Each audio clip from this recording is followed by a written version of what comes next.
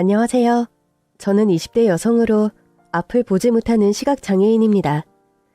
태어날 때부터 선천적으로 맹인이었던 것은 아니고 저 같은 경우 후천적으로 사고에 의해 시각장애인이 된 사례라 할 수 있죠. 저는 원래 사고 전에는 시력이 아주 좋아서 고등학교 졸업할 때까지 안경 쓸 일이 없을 정도였습니다. 렌즈도 불편하고 안경도 불편하고 선민호는 양쪽 다 1.0 넘지? 완전 비행기 조종사 해도 되는 시력이네. 부럽다 기집애. 나는 안경 쓰는 거 부럽던데. 디자인이랑 색깔 독특한 안경도 많고 잘 끼고 다니면 예쁘잖아. 야, 이쁘긴 무슨. 남자는 수트발에 안경빨이 있어도 여잔 아니거든. 눈화장해도 안경 쓰면 다 가려지고. 암튼 별로라고. 그래? 난 안경 쓰면 지적여 보여서 부럽던데. 야, 그렇게 부러우면 알 없는 공갈 안경이라도 하나 쓰고 다니든가. 뭐? 진짜 그래 볼까? 공갈 안경? 그런 장난말을 주고받던 저였는데 뭐든지 잃어보고 나야 소중함을 안다는 말이 있듯 저 같은 경우도 앞을 볼 수 있다는 일의 축복을 시력을 완전히 잃고 나서야 깨닫게 되었습니다. 어쩌다가 시력을 잃는 사고를 당하게 되었냐고요? 제가 부모님이 운영하시는 찐빵 가게에서 일을 했는데 매장에서도 찐빵을 팔지만 저희 가게가 이곳저곳 배달이 많은 편입니다. 그날도 노인당 생일잔치에 찐빵 2박스를 배달하러 가는 길이었죠. 그날따라 배달이 밀리고 또 엄청 추운 겨울이었는데 전날 내린 폭설로 길은 또 꽁꽁 얼어서 차가 많이 밀렸습니다. 배달 스케줄은 밀려있지 차는 밀리지. 답답한 마음에 좀 서둘러 운전을 하는데 평소 자주 지나던 교차로의 내리막길에서 교통사고가 났어요. 제설 작업이 제때 이루어지지 않아 길이 얼어 있었고 그렇게 미끄러운 내리막길에서 제 차는 바퀴가 헛돌면서 근처의 가드레일과 마주오던 봉고 트럭과 충돌 사고가 일어났습니다.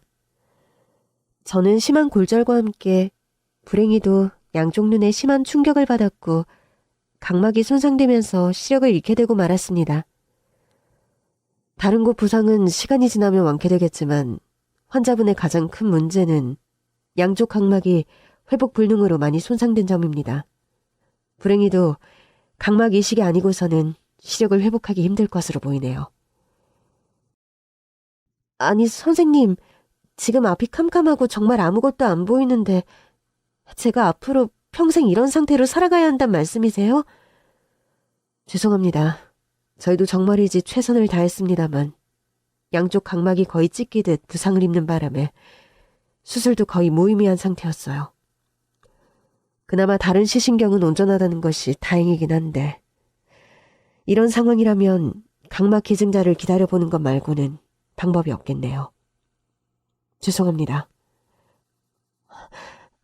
하루 24시간 암전된 것 같단 말이에요. 이런 칠흑 같은 세상 속을 평생 살아야 한다니 나는 차라리 죽는 게 낫겠어요. 차라리 절 죽여주세요, 선생님. 선미야, 그래도 희망을 잃지 말고 기증자를 기다려보자. 요즘은 장기 기증하는 사람도 많다던데 혹시 아니? 너에게 각막을 선물해줄 고마운 분이 나타날지. 아빠는 그런 말씀으로 저를 위로했지만 글쎄 저는 그런 말에 어떤 위안을 가지기는 힘들더군요. 현실적으로 모든 장기이식 분야들이 그렇지만 각막 기증 또한 대기자들은 엄청 많은 데 비해 기증자들은 턱없이 적어서 그렇게 운이 좋게 시력을 회복하는 이들이 드물다는 것을 알고 있었으니까요.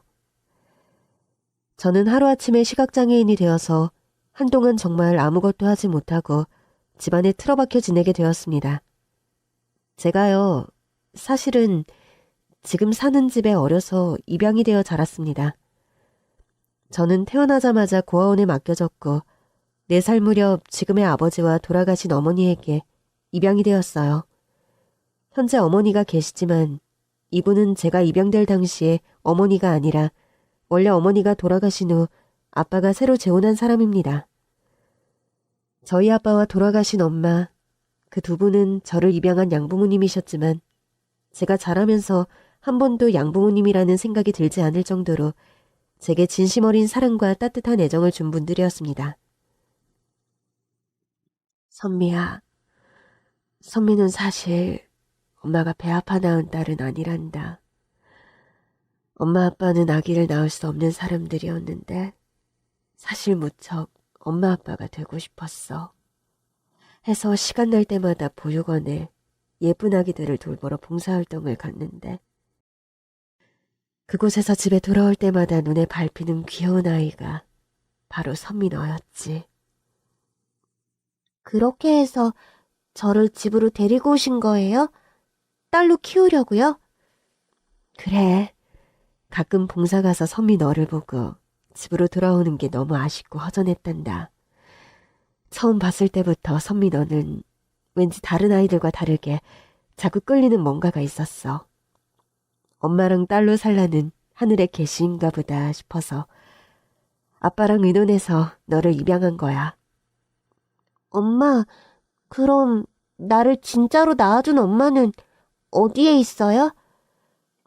글쎄.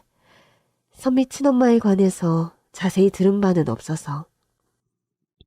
아마 선미를 많이 사랑하셨지만 도저히 널 키울 수 없는 상황이라 어쩔 수 없이 선미를 보육원에 맡기신 게 아닐까? 엄마, 아빠, 나를 딸로 선택해 주셔서 감사해요. 선미 너는 그런 말 할 필요 없어. 너 같은 사랑스러운 아이가 우리 딸이 되어서 엄마 아빠는 매일매일 감사한 마음으로 살고 있으니까. 그렇게 제가 10살 무렵까지만 해도 저는 남부럽지 않은 행복하고 평범한 유년기를 보냈습니다. 10살 생일이 얼마 남지 않았던 어느 날 엄마가 교통사고로 명을 달리하시기 전까지는 말이에요. 아니, 이게 대체 어떻게 된 일입니까? 낮에 멀쩡히 동창회 나간 사람이. 선미 엄마, 제발 눈 좀 떠봐, 어? 나하고 선미가 왔는데 왜 일어날 생각을 안 해? 음주운전차가 역주행을 하는 바람에 박미영 씨 차량을 그대로 들이받았습니다. 안타깝지만 박미영 씨는 사고 현장에서 바로 명을 달리하셨고요. 여보, 이건 절대 말도 안 돼. 제발 눈 좀 떠봐, 여보. 엄마 일어나세요. 제 생일 파티 준비 같이 하기로 했잖아요. 풍선도 불고 케이크도 같이 만들기로 했잖아요. 엄마, 제발 정신 차려요, 엄마. 아무리 저와 아빠가 흔들어 깨워도 미동 없는 엄마는 자리에서 영영 일어나지 못하셨습니다. 그렇게 황망하게 엄마를 하늘나라로 떠나보낸 뒤 저희 집안에는 한동안 웃음이 사라졌어요. 엄마 아빠는 평소 금슬이 남달리 좋았고 아빠는 특히나 엄마를 깊이 사랑하셨습니다. 그런 엄마가 갑자기 명을 달리하시고 보니 아빠는 운영하던 가게까지 잠정 휴업을 하고 거의 폐인처럼 지내셨죠. 그러던 어느 날이었습니다. 얘 선미 애비야. 너 언제까지 이렇게 방구석에 틀어박혀 죽은 사람처럼 지낼 거야. 산 사람은 살아야 할 거 아니냐. 너 혼자 몸도 아니고 선미 생각은 안 하니? 죄송해요, 어머니. 정신 차리겠습니다. 부모 자리라는 게 그래서 쉬운 게 아니다. 하늘에서 선미 애미가 너 이러는 꼴 보면 마음이 어떻겠니? 가게 영업 내일 당장 시작할 거니까 그리 알아. 아빠께서 그렇게 기운을 차리지 못하고 지내시는 걸 알고 시골에서 할머니께서 올라오셨고 아빠를 거의 닥달하듯 하시면서 억지로 가게 영업도 다시 시작하게 되었죠. 원래 돌아가신 엄마와 아빠께서 함께 찐빵 가게를 운영하셨는데 엄마의 빈자리를 메꾸기 위해 새로 사람도 한 명 고용했습니다. 그리고 새로 고용한 그 아주머니는 2년 후 저의 새엄마가 되었고요. 선미야, 아주머니가 선미 엄마가 되는 거 어떻게 생각하니? 아빠하고 아주머니가 결혼을 하기로 했는데 일단 선미 생각을 듣고 싶구나. 아빠가 좋으시면 그렇게 하세요. 엄마 돌아가시고 아빠가 많이 힘드셨으니 전 그냥 아빠 결정에 따를게요. 초등학교 5학년이던 저는 마냥 어린애는 아니어서 뭔가 탐탁지 않으면서도 아빠의 재혼을 축하할 수밖에 없었습니다. 사실 집안에서 저를 가장 예뻐해 주시던 분은 돌아가신 엄마였어요.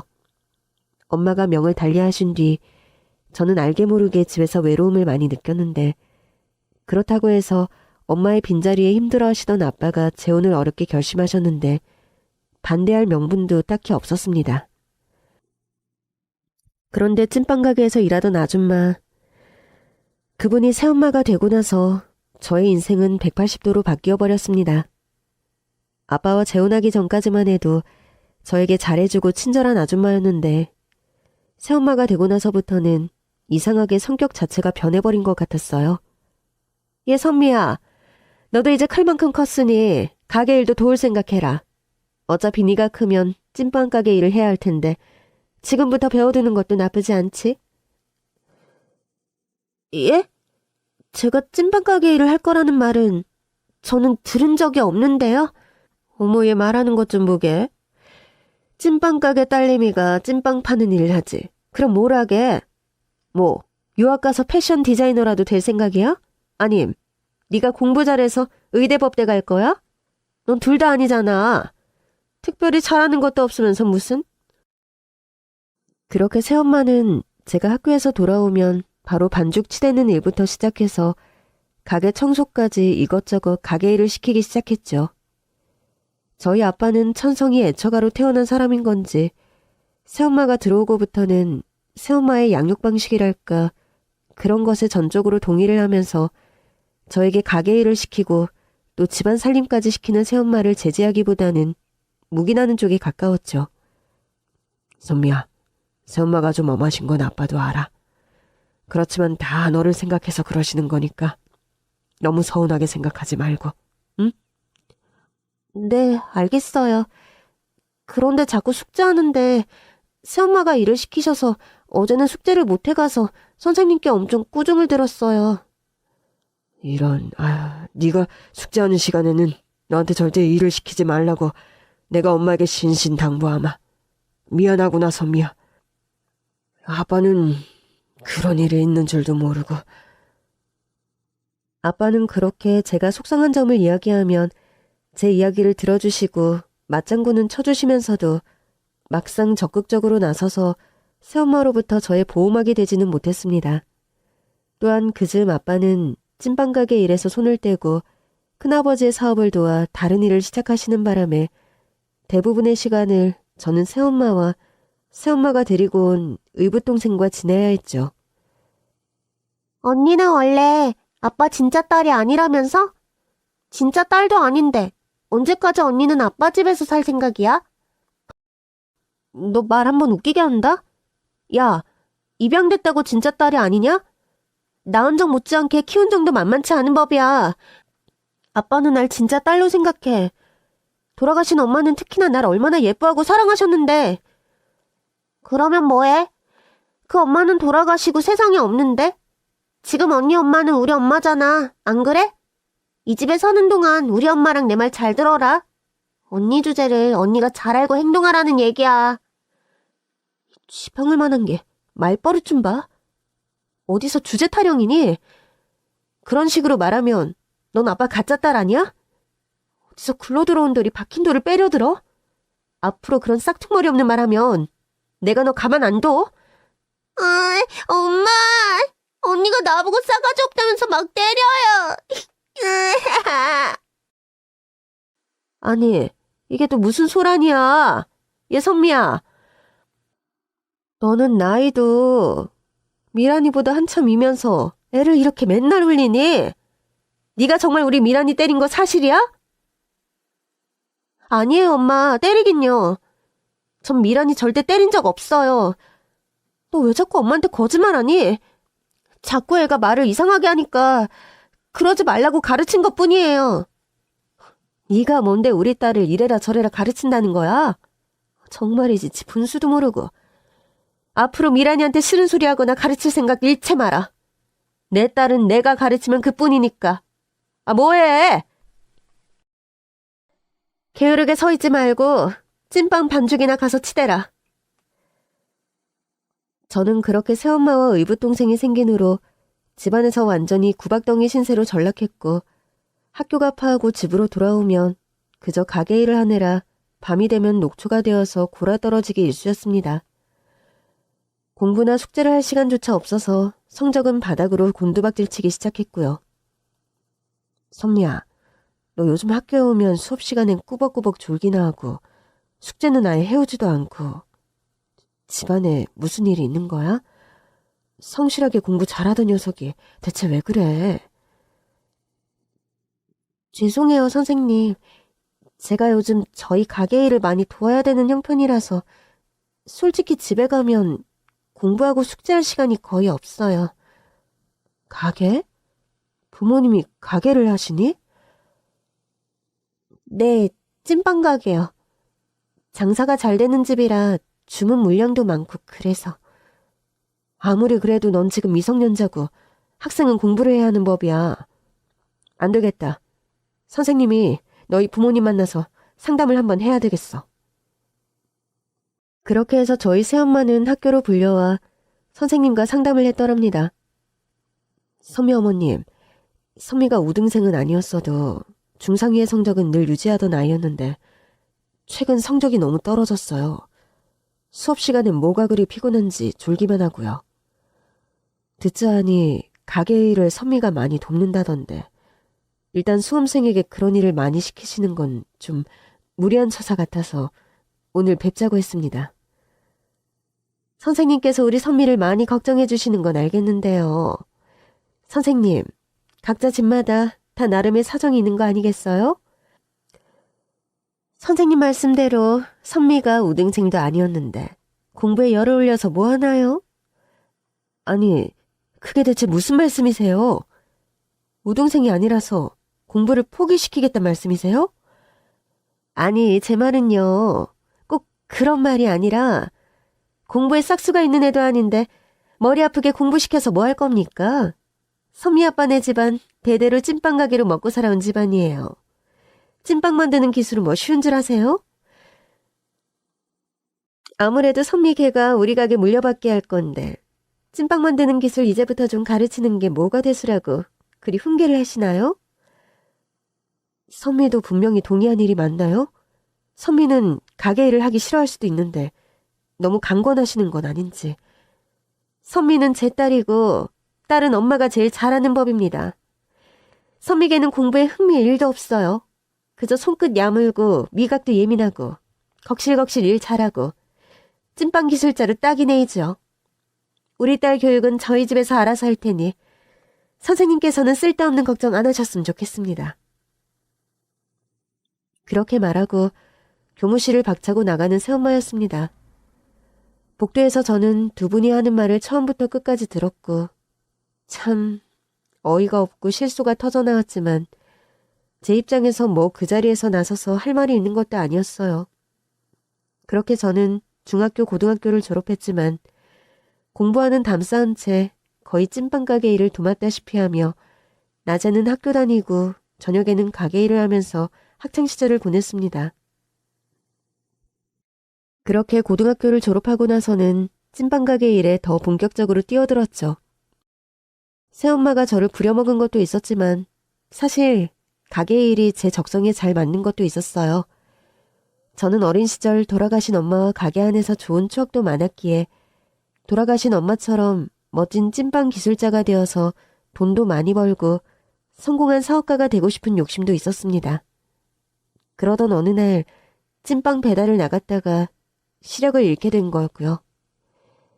그런데 제가 불의의 사고로 시력을 잃고 나서 얼마 지나지 않아 저희 아빠마저 하늘나라로 떠나셨습니다. 사인은 췌장암 말기.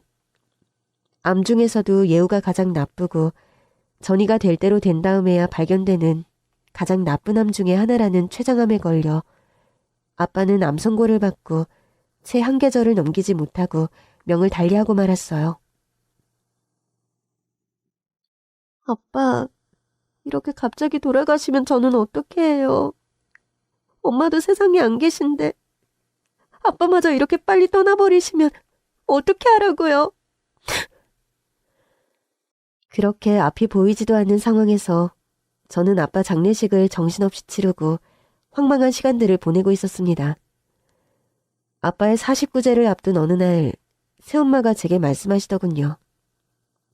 얘 선미야, 너도 이제 성인인데 독립해서 살아야 하지 않겠니? 아니, 갑자기 독립이라니 그게 무슨 말씀이세요? 너도 머리가 있다면 하면 생각이라는 것을 천천히 해보렴. 아빠도 돌아가신 마당에 너와 내가 가족으로 얽혀 한 집에 살아야 할 인연이라는 게 있을까? 네가 몸이라도 성했다면 가게 일이라도 하면서 살았겠지만 넌 이제 그럴 형편도 못 되고 너를 케어하면서 살아야 하는데 나는 솔직히 혼자 가게를 꾸려가는 것만으로도 벅차다. 저보고 집에서 나가라는 소리세요? 절 내쫓기라도 하시게요? 내쫓는다니, 그건 아니지. 네가 살 방을 다 구해줄 거고 최소한의 생활비는 보내줄 거야. 하늘에 계신 엄마 아빠가 당신 하는 꼴을 보고 참 잘한다 할 거예요. 아빠는 살아생전 찐빵 가게를 물려받아 이어갈 사람은 저라고 누누이 말씀하셨는데 제가 눈이 멀었다고 하루아침에 저를 쓸모없는 사람 취급하다니. 네가 눈이 그렇게 된 건 나도 안타깝다. 그렇지만 어쩌겠니? 이미 벌어진 일이고 도로 주워 담을 수도 없는 일인걸. 너 살 집은 미란이가 알아보고 있으니까 그리 알고 앞으로 네 힘으로 자립해서 살 수 있는 방도를 너 스스로 알아보도록 해. 당신 정말 천벌 받을 거야. 궁지에 몰린 사람을 이런 식으로 내쫓는지 엄마라는 사람이 할 짓이 아니야. 하긴 애초에 당신이 내게 엄마인 적도 없었지. 머리 검은 짐승 거두는 거 아니래더니 뭐? 엄마인 적이 없어? 이날이 때껏 뜨신 밥에서 내 딸하고 너하고 똑같이 나눠 먹이며 키웠다. 이런 배은망덕한 것 같으니라고? 당장 내 집에서 나가! 꼴도 보기 싫다! 그렇게 저는 내쫓기다시피 집에서 나와 혼자서 생활하게 되었습니다. 정말 천혜고아가 된 심정으로 하루하루 장애인 복지관에 다니며 버티듯 살아가던 어느 날, 선미 씨는 웃는 얼굴이 참 예쁜데 왜 도통 웃지를 않아요? 나랑 재밌는 소리 들으러 이번 주말에 데이트하러 갈래요? 재미있는 소리라니 그런 걸 들을 수 있는 곳이 있어요? 자원봉사자는 저를 데리고 소리박물관이라는 곳을 데려가더군요. 그곳에서 전통 우리 소리들, 재밌는 옛날 이야기들, 만담들, 그 사람 말마따나 재미있는 소리들을 다양하게 들을 수 있었고요. 무엇보다 눈으로 즐기는 데이트뿐 아니라 소리로 뭔가를 향유하는 외출을 할 수 있다는 사실이 참 행복했습니다. 오늘 덕분에 많이 웃고 즐거웠어요. 눈으로 보지 못해도 즐거운 외출이 가능하네요. 그럼요. 우리 다음엔 같이 영화 보러 가요. 한국 영화는 소리가 들리니까 줄거리 이해하는데 큰 무리 없잖아요. 그렇게 그 친절한 자원봉사자는 저와 영화 관람도 같이 가주고 제가 좋아하는 시각장애인용 오디오북도 정기적으로 가져다 주면서 저와 아주 가까운 사이가 되어갔습니다. 그리고 자연스레 연인이 되었는데 반년 정도가 지나서는 결혼에 꼴이 나게 되었죠. 난 앞을 보지도 못하고 결혼을 하더라도 당신에게 짐만 될 텐데 지금 한순간에 감정에 빠져서 성급하게 결정하지 말고 좀 신중하게 생각했으면 해요. 난 선미 씨 처음 보자마자 결혼하고 싶었어요. 그러니까 내 말은 제 입장에서 생각은 할 만큼 충분히 했다는 말이에요. 난 고맙고 감동이지만 당신 부모님도 이런 제가 며느리가 되는 거 반기실까요? 걱정 말아요. 난 어머니만 계신데 우리 엄만 장애에 관해 편견이 세상 누구보다 없으신 분이에요. 우리 외삼촌이 시각장애인이셨는데 선미 씨에 관한 이해도도 누구보다 높을 거고요. 그래도 며느리가 그런 사람이라는 건 또 차원이 다른 문제일 텐데. 결혼을 앞두고도 저는 설레임보다 걱정이 훨씬 더 컸습니다. 남편과 결혼하고부터는 남편의 어머니와 한 집에 살기로 미리 약속을 해두었는데 과연 앞을 보지 못하는 시각장애인인 내가 일반인 시어머니 밑에서 제대로 시집살이를 할 수 있을까 걱정이 큰 게 사실이었죠. 네가 선미로구나. 듣던 것처럼 아주 예쁘고 밝은 아가씨로구나. 불의의 사고로 앞을 보지 못하게 되었다고 하던데 앞으로 내가 너의 지팡이가 되어서 널 도울 테니 우리 같이 잘 지내보자. 그렇게 첫 만남에 저의 장애에도 불구하고 저를 따뜻하게 환대해 주시는 시어머니셨습니다. 정말 생각지도 않은 환대였고 시각장애가 있는 며느리라 반대하실 줄 알았는데 시어머니의 포용력에 감동할 수밖에 없었죠. 어머님, 부족한 저를 이렇게 반겨주셔서 정말 감사해요. 저도 정말 좋은 며느리, 좋은 아내가 되도록 평생 노력할게요. 난 우리 친정오빠가 시각장애인이었지만 마음이 따뜻한 아내를 만나 평생 행복하게 해로하는 모습을 봤단다. 앞을 못 보는 오빠의 평생 지팡이가 되어주는 새언니를 보면서 나도 앞으로 누군가에게 저런 존재가 되어서 살 수 있으면 좋겠다. 그런 생각을 항상 해왔어. 선비 너에게 내가 앞으로 그런 존재가 될 수 있을 것 같아 다행이구나. 저는 시어머니께도 환영받는 결혼을 하면서 더없이 행복한 결혼 생활을 하게 되었습니다. 결혼하고 얼마 지나지 않아 바로 임신이 되었고 귀여운 딸도 출산했죠. 그리고 딸이 100일을 넘긴 지 얼마 되지 않았던 어느 날 홍선미 씨 되시죠? 각막 기증자가 나타나서 기증수술 받으실 수 있게 되셨습니다. 그게 정말인가요? 제가 순서가 많이 남은 걸로 아는데 이게 어떻게 된 일인지. 수술 날짜 잡으시고 하루빨리 입원하셔야 할 것 같네요. 그렇게 저는 기적적으로 각막 이식 수술을 받았고 수술 결과는 성공적이라 시력을 되찾을 수 있게 되었습니다. 여보, 앞이 잘 보여? 정말 잘 보이는 거 맞아? 여보. 당신 얼굴도 어머님 얼굴도 다 확실하게 보인다. 우리 딸, 우리 아기 예림이 얼굴이 이렇게 생겼구나. 예림아, 엄마야. 우리 예림이 얼굴을 엄마가 볼 수 있게 되다니. 저는 그렇게 기적적으로 시력을 회복하고 꿈만 같은 나날을 보내게 되었죠. 무엇보다 사랑하는 남편, 그리고 소중한 아기의 얼굴을 내 눈으로 직접 볼 수 있다는 사실이 너무 감사하고 행복했습니다. 어느 날 갑자기 이렇게 멀쩡하게 시력을 회복하게 되었다는 사실이 도저히 믿기지가 않았어요.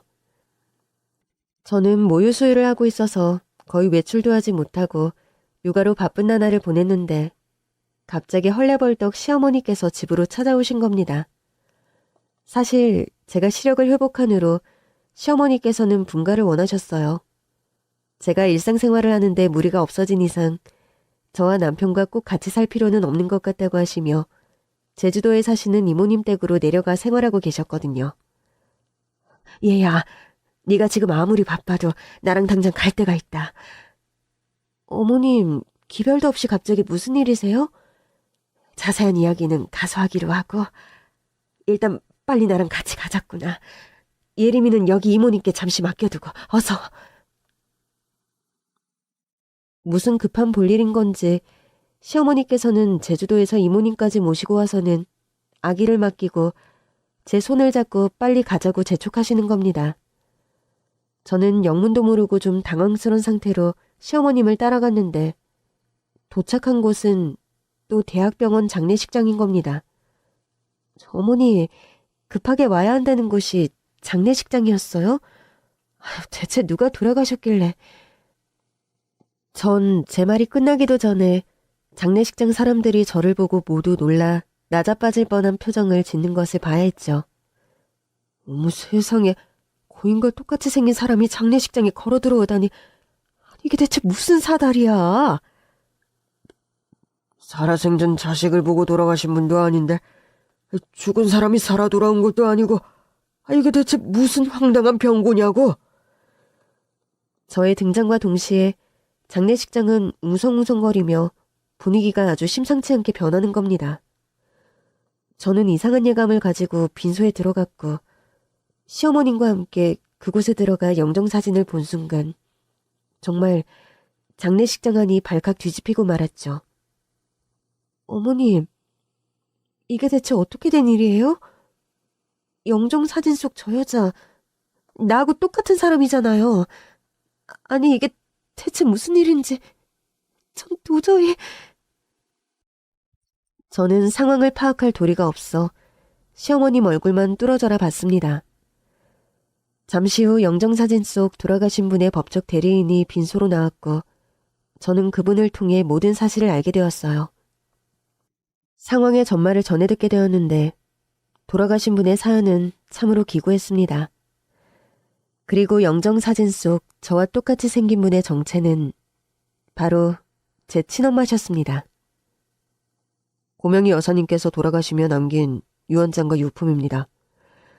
그리고 홍선미 씨에게 각막기증을 하신 분이 바로 고명희 여사님이시고요. 아니, 이게 대체 무슨 말씀이세요? 제게 각막기증을 하신 분이 저희 친엄마시라고요? 그렇습니다. 말기암 투병을 하시면서 생전에 홍선미 씨에게 각막기증을 원한다는 의사를 강력하게 피력하셨고 그 유언을 따라서 홍선미 씨에게 각막을 기증하신 겁니다. 친엄마라고 하면서 왜 생전에 제게 나타나지 않으신 건가요? 최근에 홍선미 씨 근황을 알게 되시면서 병세가 너무 악화되셨고 선미 씨를 보러 올 수도 없을 정도로 몸 상태가 너무 안 좋으셨습니다. 그리고 평생 선미 씨 앞에 나타나지 않다가 각막기증을 한다고 선미 씨 앞에 나타나면 선미 씨 마음이 너무 힘들 것 같다면서. 알고 보니 저희 친엄마는 저처럼 태어나자마자 고아원에 맡겨진 천의 고아였다고 합니다. 고아원을 퇴소하고 같은 고아원 동기와 사랑에 빠져서 저를 임신했는데 가진 것도 하나 없는 상황에서 찾아온 아기가 반갑지만은 않았을 겁니다.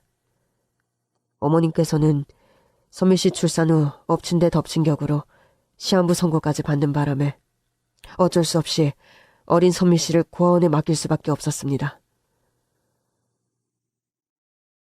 그렇게 엄마는 살 날이 얼마 남지 않았다는 얘기를 듣고 힘겹게 투병을 했는데 어찌된 일인지 한 3년 정도가 지나서 기적적으로 병에서 완치가 되었다는 겁니다. 병에서 회복된 어머님은 고아원을 찾았지만 선미 씨가 화목한 가정에 입양되어 잘 자라고 있다는 소식을 접하게 되었죠. 다시 선미 씨를 찾아올 방도도 따로 없고 게다가 당시 어머님은 병에서만 회복되었을 뿐 가진 거 하나 없는 무일푼에 선미 씨 친부와도 연락이 닿지 않은 상황이라 어쩔 수 없이 선미 씨를 포기할 수밖에 없었다고 합니다. 제게 친어머니가 살아계셨고 또 그런 사정이 있다는 것은 정말 꿈에도 몰랐네요. 아니, 대체 어떻게 이런 일이... 엄마가 그렇게 멀쩡히 살아계신 줄 알았더라면 새엄마에게 그렇게 모진구박을 당하며 살지 않아도 되었을 텐데. 어머님께서는 선미 씨가 잘 지내는 줄로만 아셨던 거죠. 또 10수년 전 미국으로 이민을 떠나 사업을 하시는 바람에 선미 씨의 어머니가 돌아가시고 새어머니 밑에서 살았던 사실은 최근에야 아시게 된 사실이고요.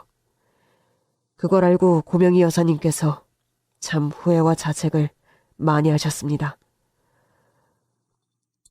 저희 친엄마는 그렇게 제가 입양 과정에서 행복하게 잘 자라는 줄 알고 미국으로 이민을 가셨고 그곳에서 세탁소, 식당일 등 닥치는 대로 일을 하셨다고 합니다.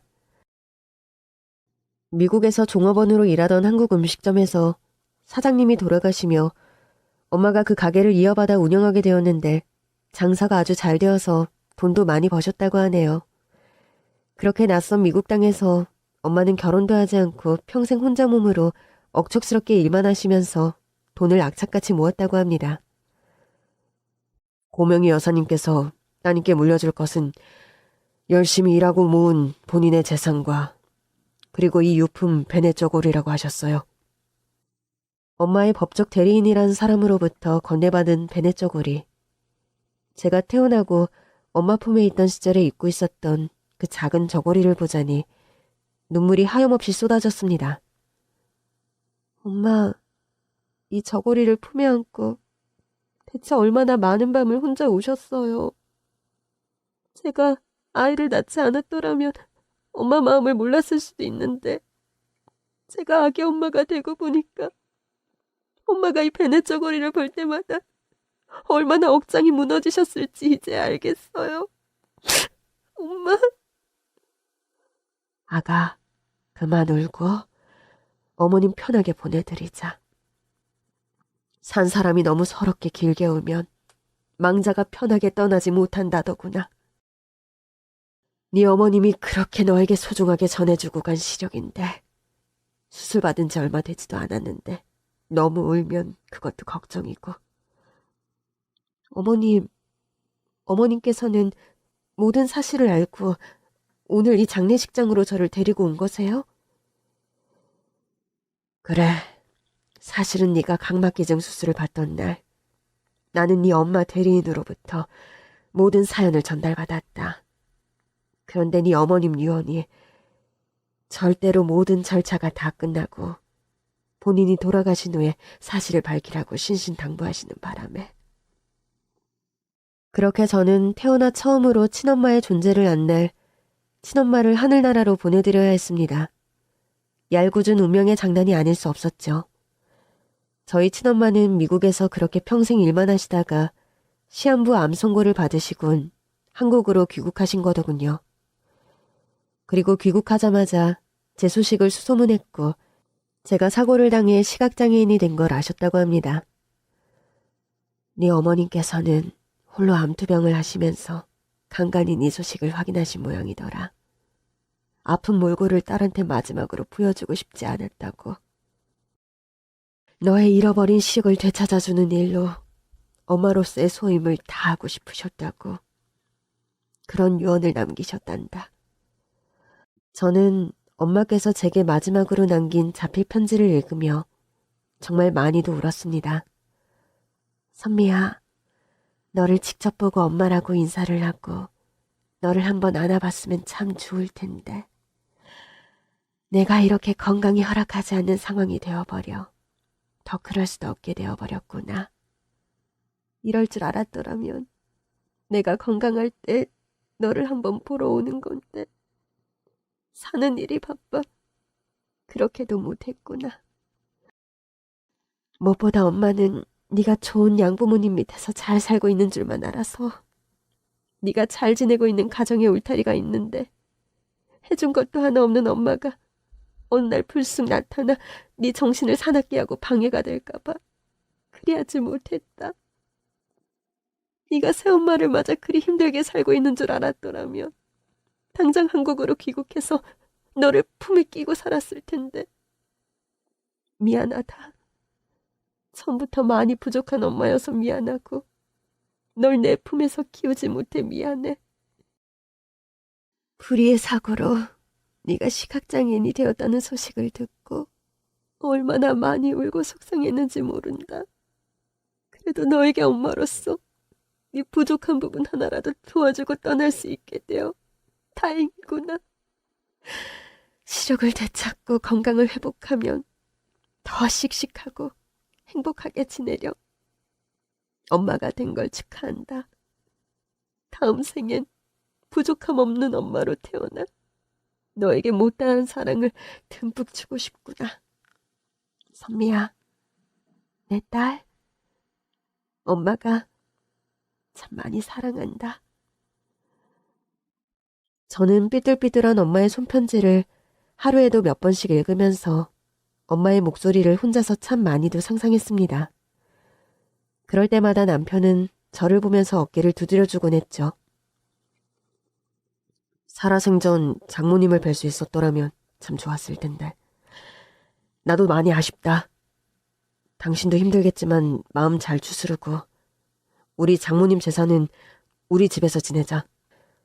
다음 주에 장모님 계신 추모원에도 다녀오고. 고마워.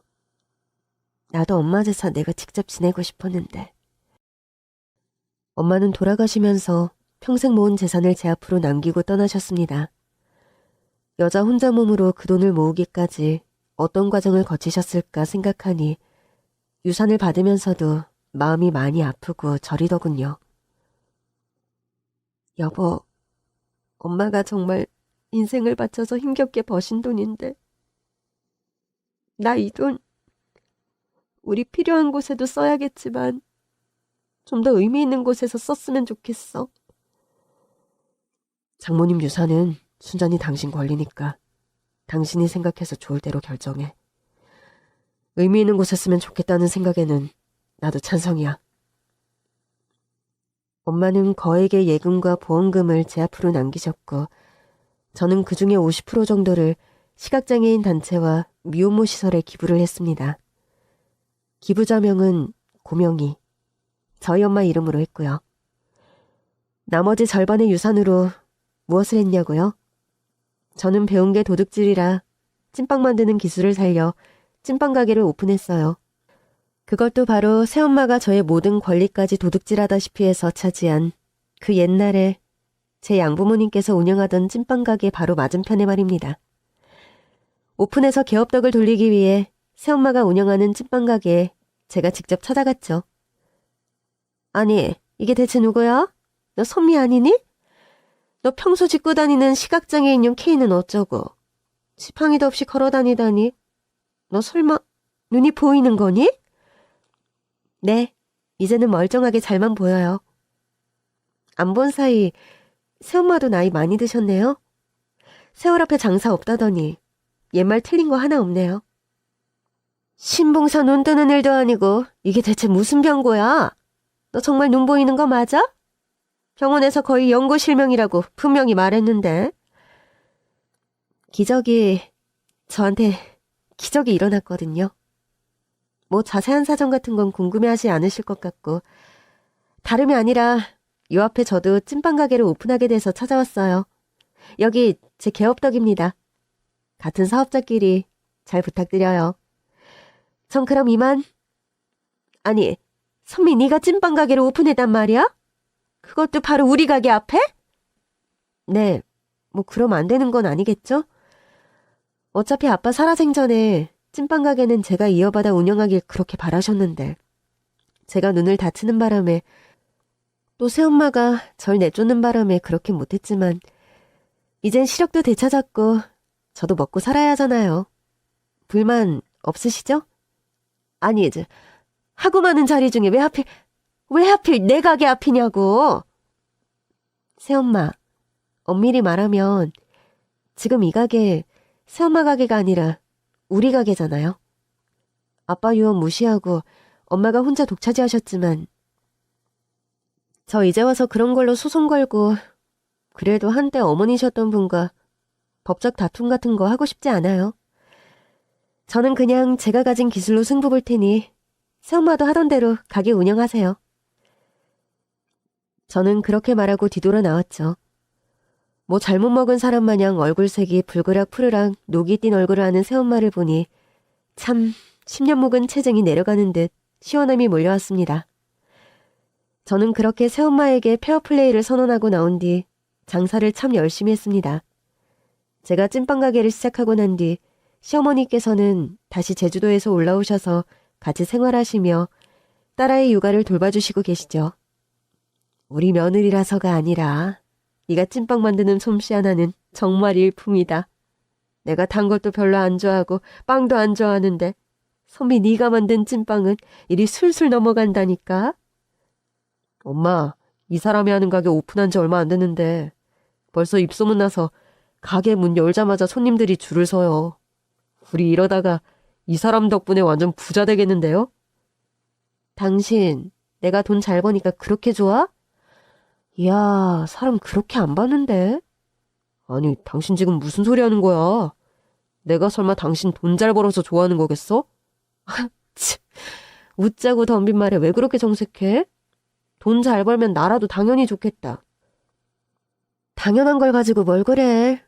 서방님, 나찐빵 열심히 만들어서 돈 더 많이 벌어올게요. 그렇게 제가 시력을 되찾고 다시 장사를 시작하고 장사가 잘 되기 시작하면서 저도 하루하루 신이 나고 활력이 넘치는 게 사실이었습니다. 아, 여기 찐빵 가게가 원조 맞죠? 소문에 듣자 하니까 요학 가게에서 예전 일하던 여학생이 여기 사장님이라던데. 맞아요. 예전에 저희 부모님이 가게 운영하실 때부터 제가 원조 기술을 어려서부터 배워서 제가 진짜 원조가 맞습니다. 어쩐지 여기 찐빵 먹어보고 뭔가 익숙하면서도 더 맛있는 게 신기했다니까. 요 앞집은 이 집하고 맛은 비슷한데 뭔가 감칠맛도 그렇고 반죽도 그렇고 맛이 많이 떨어진다오. 자주 오시는 단골이니까 서비스로 2개 더 드릴게요. 또 오세요. 감사합니다. 아이고, 젊은 사장님이 싹싹하기도 하지.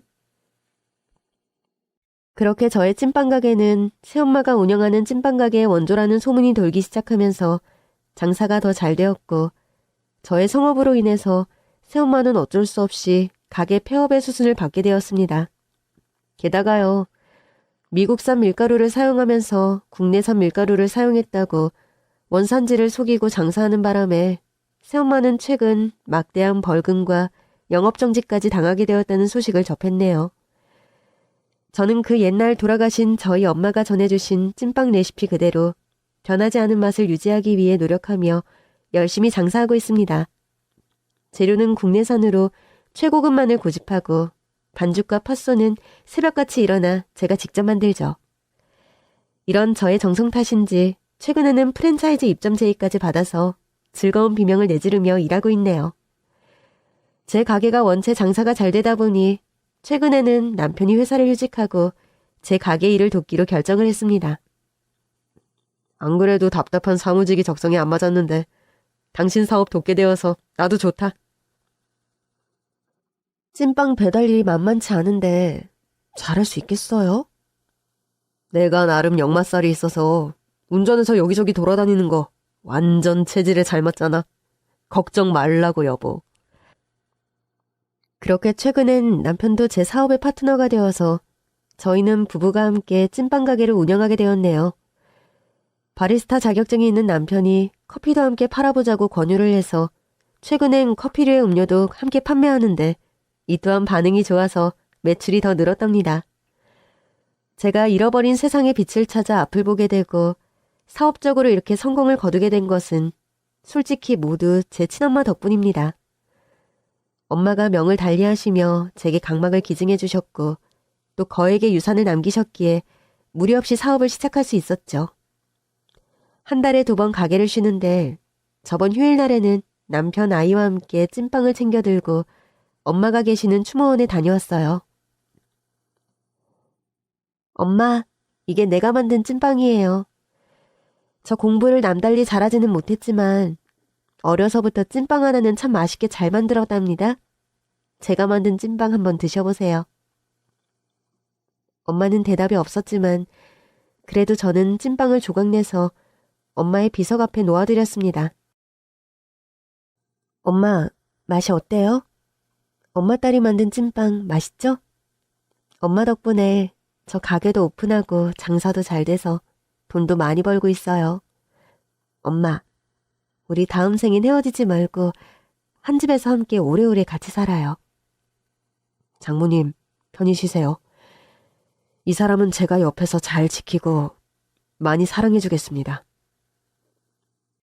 그렇게 엄마에게 딸아이도 보여드리고 저희 부부의 근황을 말씀드리고 그렇게 엄마를 뵙고 집으로 돌아오는 길 차 안에서 배워온 찐빵 맛이 참 달고 부드러웠습니다. 여보, 찐빵 내가 만들었지만 참 맛있다. 제 말에 남편은 씩 웃으며 말없이 운전을 계속했습니다. 뒷자리 카시트에서 새근새근 잠든 아이를 돌아보며 문득 행복하다는 느낌이 가슴 가득 몰려오더군요. 여러분 가정에도 부디 행복한 기적이 찾아오길 간절히 기원합니다. 긴 얘기 들어주셔서 정말 감사합니다.